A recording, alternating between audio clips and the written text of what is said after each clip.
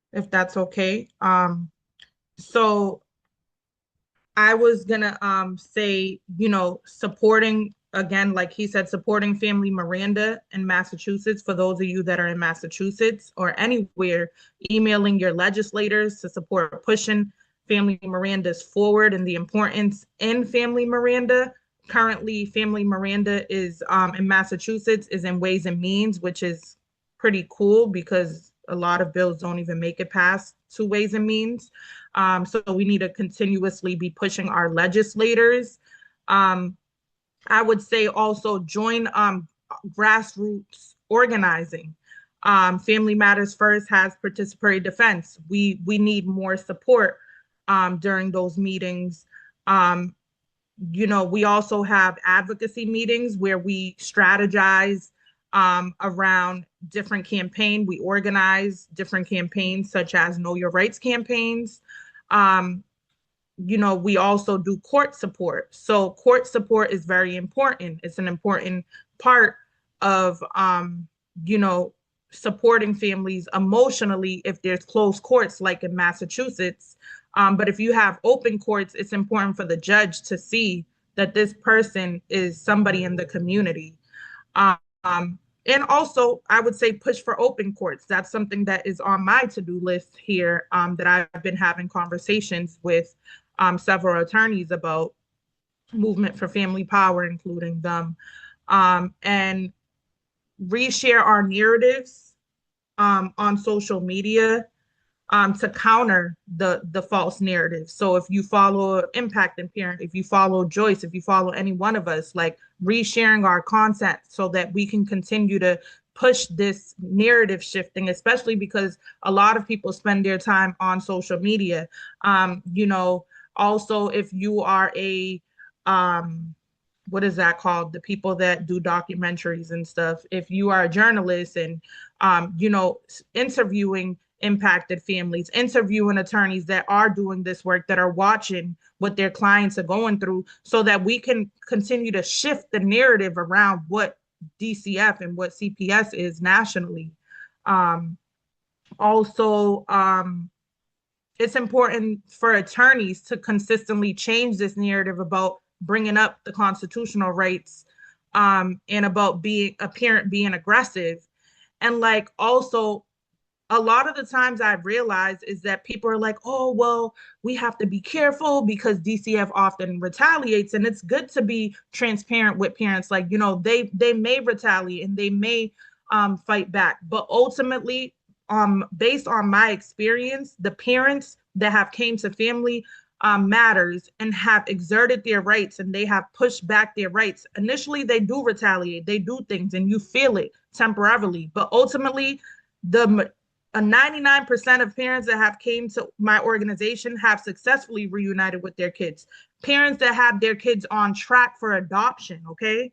So like this stuff really works, the pushing back and the exerting your rights and making sure that you have an advocate with you, because it's not okay to just be like, here, know your rights and do it alone. We need community. So I think it is very important that if you are looking to support Know Your Rights and you may not have that, there's other ways to support.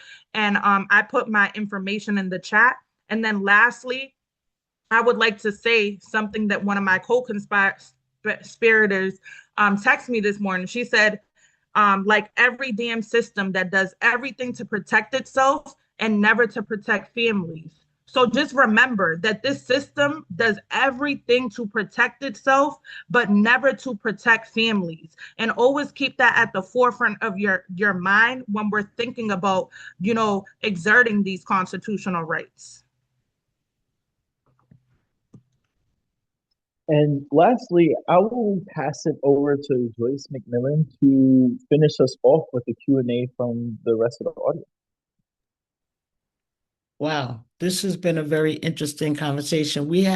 I've answered a few questions in the chat. There's 2 questions left. No, I'm not going to come on camera because no, this is not my show. This platform today is for Tatiana, Tariq, and Natasha. But one of the questions, which is really important, is from Kelly Bell.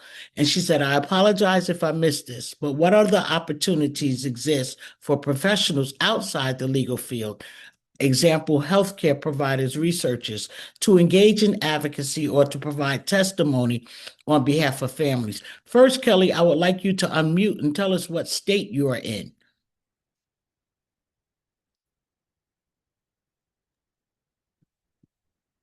I'm not sure, Joyce, if she's going to be able to because it's a webinar, but if you want to put it in the chat, Kelly, that would be great.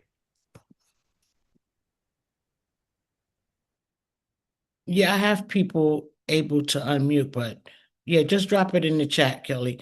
Because in New York, of course, as Tarek mentioned, you can join PLAN, Parent Legislative Action Network. And I did see that one of the members, Lauren Edelson, who had a fantastic op-ed in the paper this week, put the information for PLAN in the chat.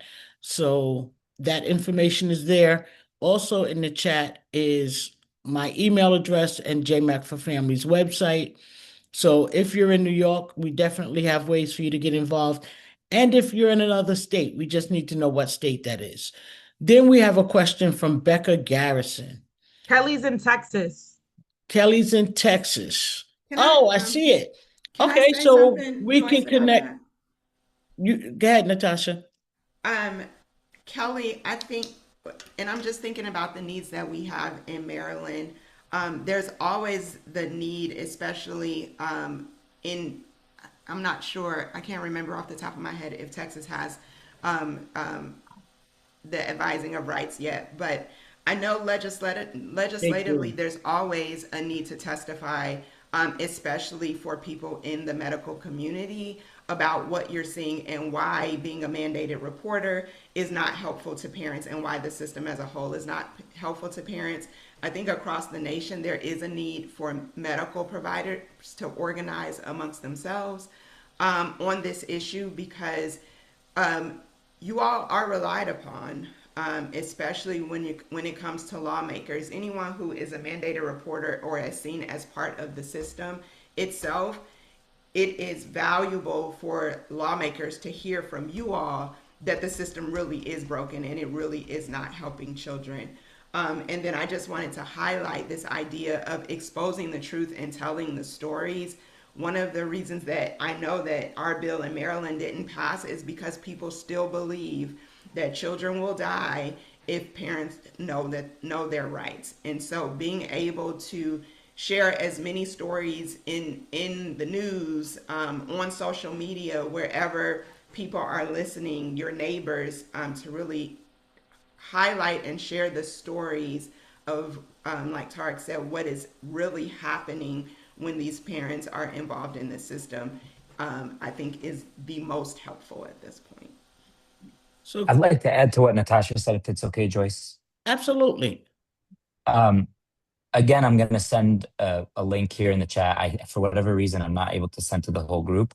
But in New York, there's an organization called Mandated Report. It's not in New York, actually, but I joined through New York. Mandated Reporters Against Mandated Reporting. Yes. um, that sort of work to Kelly's question is really important because the idea that there are alternatives for mandated reporters is something that people don't really think about. The idea that you might be able to offer support in a way that's different than just calling CPS because you think you have to, is really important. So, sort of educating yourself on what your responsibilities actually are under the law, what you actually have to report, and what you can do in lieu of calling in a report for a mandated reporter like a healthcare professional is really important. And then once you learn that yourself, spreading that word to other folks in your ambit is really, really important because the hospital has like social workers who themselves are plugged into figuring out ways to get resources to families that don't require involving CPS.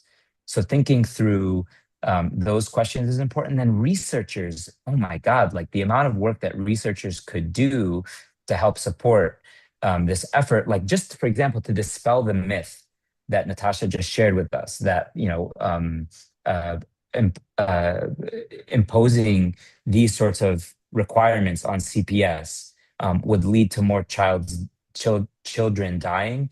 Like a report, we recently had a report that came out that said, the incidence of foster care going down did not lead to an increase in children dying, right? That's a really helpful thing for us to be able to point to and say, hey, look at this. There's this research that says this thing and that thing. That sort of research tied to these kind of rights would also be really, really helpful. So there are all sorts of ways to get involved and to support these efforts, even if you yourself aren't in the front line in the way that we've been describing today. Yeah, I wanna go back to your statement, Natasha. Oh, first I wanna let them know that Alan Detloff is in Texas and that I put his personal email in the chat. So anyone in Texas who want to be in touch with some advocacy work, reach out to Alan. I'm sure he can get you connected. And Richard Wexler, I know you're on. If you want to drop in Andrew Brown's information, you can. I don't have it readily available. But going back to what you said, Tasha, takes me back to what Tatiana said earlier in the conversation about what happened at our meeting in DC this week when people were talking about their feelings. And I have began to reframe my conversation with legislators and others who would dare to say to me, children are going to die if people know their rights. What they are really saying is we are redlining the Constitution, and there are targeted communities that don't know their rights and don't have the finances to lawyer up where they can be protected from that standpoint. And feeling that a child is going to die if Black people know their rights is just that. It's a feeling. I don't care about your feelings. This is not about feelings. There are laws, and I like to call the Constitution the golden grail of laws. It has to be applied, whether you like it or don't like it. It is not my job to convince you that a child won't die if families know their rights. It is your job to change the Constitution so that it doesn't have to be respected. Point blank and period, if that's how you feel about it. I'm tired of having this senseless, ridiculous conversation about children are going to die if families know their rights. It's my constitutional right. Like Tarek said earlier, like you said earlier, Natasha, it doesn't just protect me in the sense of giving me the ability to invoke my right. It also helps a case person who comes to your house to understand their limitations. So it's protection all the way around. And aside from all of that, just like the police, CPS agents have a carve out that if it is an active, imminent risk or dangerous situation happening, then they can come into the home without a court order. The problem and why we're asking for our rights is so that they stop listing everything as an emergency entrance. Everything is not an emergency. And all of these removals don't rise to the level of imminent, which is also another thing that I pick on lawyers about. Why are we going to court saying, not saying this child was removed for a reason less than the standard for removal? You can't have someone having their lights out, no food in the house, kid late to school, and these ridiculous neglect reasons rise to a point of removal. It just doesn't make sense. And we also need attorneys to be brave, like Tarek was saying, and like I always say, attorneys have to start challenging the court to ask how was the information about the family obtained? Because we have to start making sure that everyone is aware that these are not just some rights that are out there. They're rights that have to be respected for families. And no one's going to know that if we're not brave enough to feel embarrassed or get yelled at by a judge who doesn't care about my community in most cases anyway. Just tell them, how was this information about the family obtained? It was illegally obtained. You entered their home without a court order. Ask for the And, case to be dismissed. and can I add something? Angela just put a link in for the child maltreatment index. And it's important for people to know that, this is a system that we need to protect families and children from entering, because the maltreatment that happens when you enter the system, and let alone the data that is there, doesn't even reflect the full picture of all the sexual abuse and the abuse that's actually going on in the system that I've encountered, that went unreported, and many of my peers have went unreported as well. So I think that people need to take and regardless, like you said, it's constitutional, but also people need to realize that the system is not safer than home. Exactly. And a story just came out about Children's Village in New York, a foster agency that I know very well. And again, a lot of problems, but this is no secret. But every time it happens, we print it in the newspaper like it's something new. It's been going on for decades, and we've been sweeping it under the rugs. We can tell by the outcome of children. They keep talking about protecting children, and I keep saying, based on the outcome, the only thing they're protecting children from is success. But yet, we have people surveilling the family, calling themselves mandated reporters to seek to not do their job and pass off their responsibility of supporting a family to an agency that can't do anything to support a family. Their only recourse is to separate the family and surveil the family. And it's the most ridiculous thing ever. Everyone's making a lot of money. I'm talking to a parent yesterday. She's like, why did they do this? I'm saying, because everybody makes money. She asked the therapist, she said, can I stop coming to therapy now? I've been coming for 2 years. Like, how much longer do I need to come to therapy? She said, your therapy is court ordered, so you have to come. But how does a judge get to court order therapy? I said, the therapist could tell the judge that you don't need services anymore, but she's getting paid. So why would she do that? Right? Everyone is getting paid. People are benefiting off of Black and brown families being pulled into this cesspool that they call a protection system. My goal for 2026 is to have Family Miranda, bill number S551A1234, passed in New York. Children will not die if families know their rights and the Family Miranda Act is passed. I have a goal that everyone on this call will support Miranda for families in whatever state they're in. Get with an advocacy group. If they don't already have the legislation drafted, reach out to one of the states that does have it drafted and begin pushing for Family Miranda in your state. The reason we're utilizing this platform of Repeal CAPTA to have this conversation today is because Repeal CAPTA is a federal piece of legislation, and we need Miranda actually on a federal level. And anything short of that is just passing it state by state. But families have to be protected. These rights already exist. They're not new rights. I want to make sure that no one can go on the registry without having a day in court.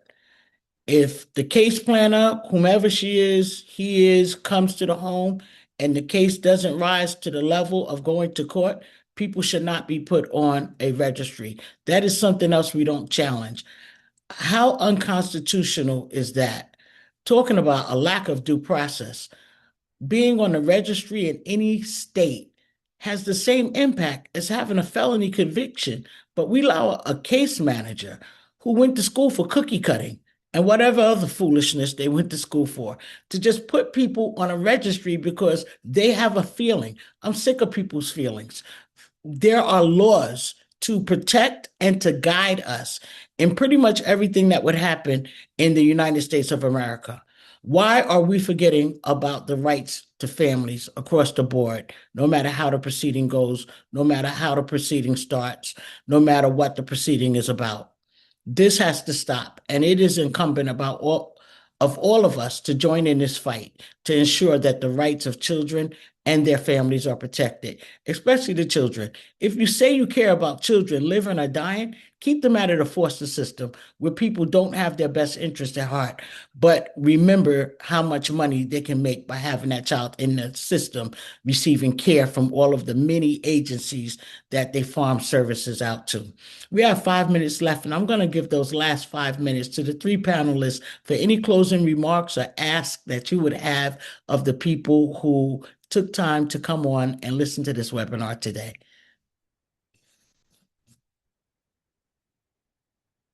Don't everyone speak at once. I just say thank you for everyone who is involved in this fight, who's interested in this fight. I agree with everything that I said. We have to protect our families and our children. Yeah, and I appreciate the opportunity to kind of share some of the things that I've learned and witnessed being in this system, adjacent to this system, opposed to this system, the years that I've been involved in this. So I just wanted to say thank you. Tarek, before you go, we have a question from Becca Garrison that I missed. I'm not sure I understand the question, but it reads, do you guys see a lot of attorneys using stipulations and not advising the clients of their rights?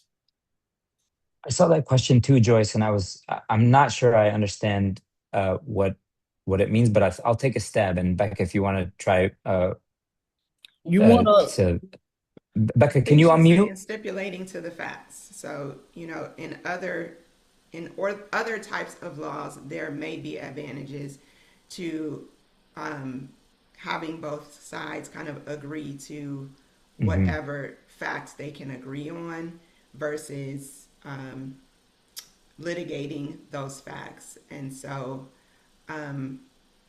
I don't know that I haven't seen that, but mainly because that's not my practice in terms of stipulating to the facts, Yeah. unless there is something really egregious that could harm my client more than help them in other arenas.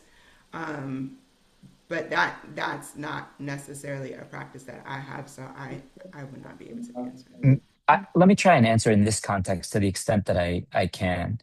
I think what we do see, Becca, is that because families um, don't have access to counsel or their rights um, prior to going to court, you see parents talking quite openly and freely with CPS agents as if they're just talking to like a friend on the street.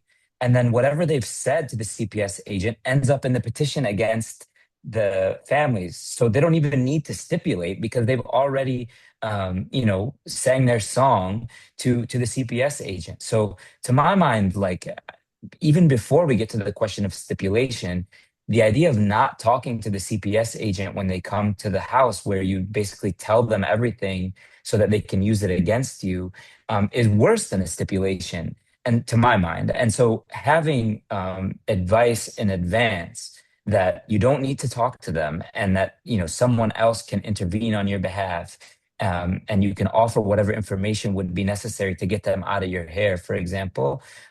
That's the kind of thing that you do see over and over again. And it's part of the reason why, in the end, having worked in court for years, I thought it really important to start kind of intervening before people got to court, because you saw so often that they ended up um, compromising themselves with those interactions. So I hope that's helpful, and thank you to everyone who was here. It was a privilege to be with you. and Becca, I'm going to take my non-attorney stab.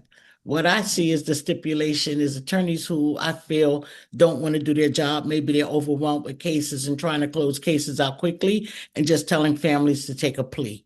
Take a plea. Just go along with what they're saying. Let them in. Let them see the kid. Let them talk to the kid. These are things that I see that is relatable from my position as an impacted person. So I hope one of us have given you an answer close to what you were looking to have answered. And Tatiana, we're going to close out with you as it is 1 o'clock. I just want to say thank you, Joyce, for inviting me to join this much needed conversation. I urge you all to join some form of grassroots organizing in your communities. We really need your support. If you're an advocate, anyone that is in this field, we really need you all to just stop trying to think that we can change the system from within and start to create defense mechanisms outside of the system, because there's just no way possible. It's very delusional to think that you can really try to create or build a house on a rocky foundation. So I pray that this has given people hope, especially in Massachusetts right now. There's been some new changes, and I just wanted to let people know that it's not over. And, we could really, really use the support of many of you all to continue to push Know Your Rights forward. So thank you again, and to the panelists. One snowflake does not cause an avalanche. If we're going to change this system, it's going to take all of us. So everyone join in and let's be that avalanche. Let's bring this system down, dismantle. Stay blessed, everyone. Happy weekend.